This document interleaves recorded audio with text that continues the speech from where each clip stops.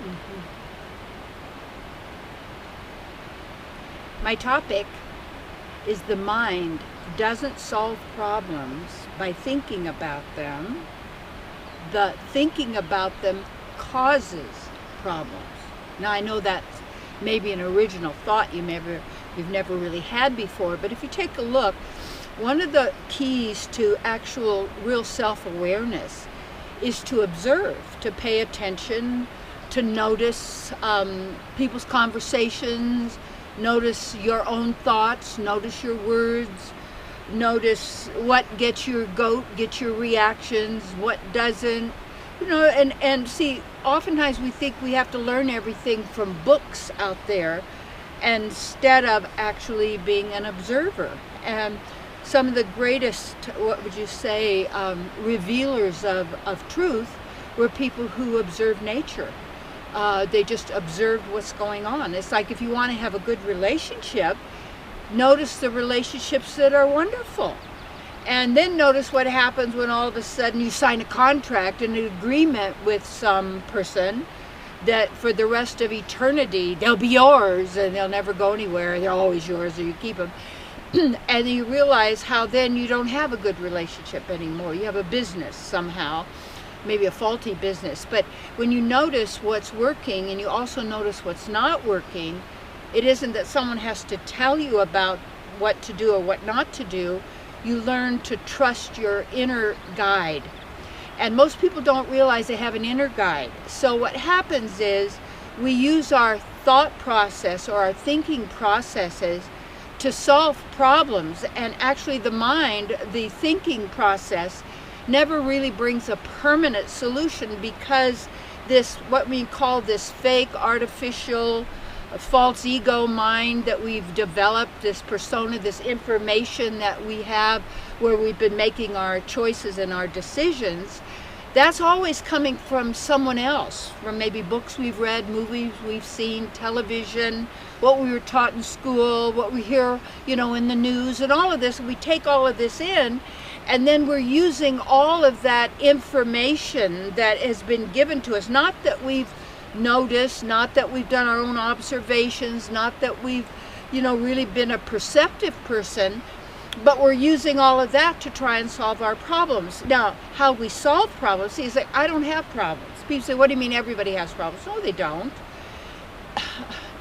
When you're allowing your inner guide, you call it your God within. I've renamed my God within my beloved, because they trash the word God anyway, because you got gods, little gods, big gods, you got all these, big evil gods, nice gods, good gods, my God's better than your God. I mean, we've just all over the place. And so, but I do have a personal relationship with my beloved. And my beloved solves what you could call a problem when I turn it over to my beloved, my partner, my divine guide, to solve it in a divine way, in a way that's good for everybody. And see what happens when we want to be right and we've got to make other people wrong. In that way, then we don't want the problem, the situation to be solved for the good of all. No, because they're wrong. Can't be in there. They can't be good for them. It's got to be just good for me because this is the way it is, because I'm the one that knows. Well, wait a minute. What we're not doing is we're not really tuning in to nature. We're not really tuning into our inner self. I think, years ago, Stanford University did a research project about whether humans are really basically good or evil. And with little children, they found that when little children, there was somebody needed something, one of their friends, or someone ran out of some juice and needed some juice or a cookie or whatever, the other children, their first move, their first instinct was to help, to give. And then they would pause and remember what their parents had told them about don't share your toys, don't give to them, keep it for yourself or you won't have any anymore.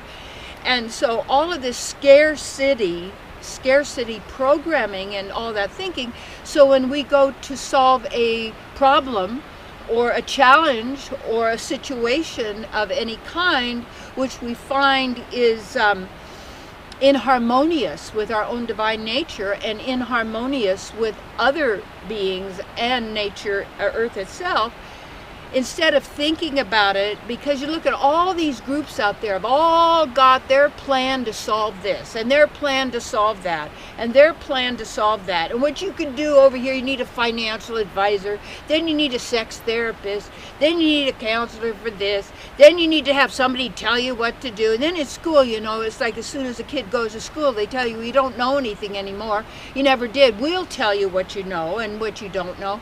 And then we get off track, and we start giving all of our power to others outside of ourselves.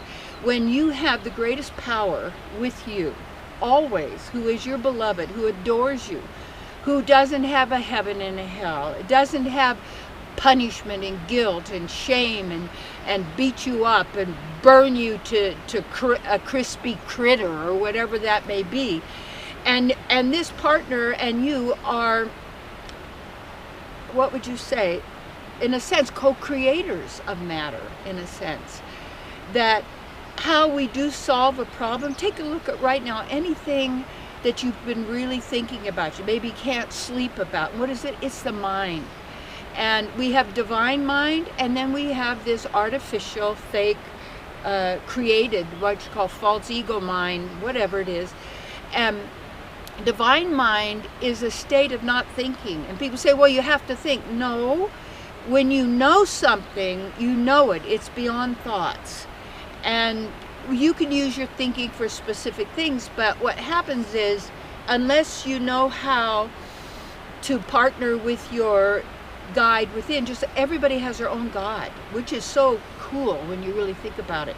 And each one of us is like that only child, and yet our source is connected. We're already one. We're already one, but we're also different and unique. It's called, in Sanskrit, it's called Achincha Beta Beta Tattva. Means we're inconceivably simultaneously one with other people and also different. One with God and also our own individual self.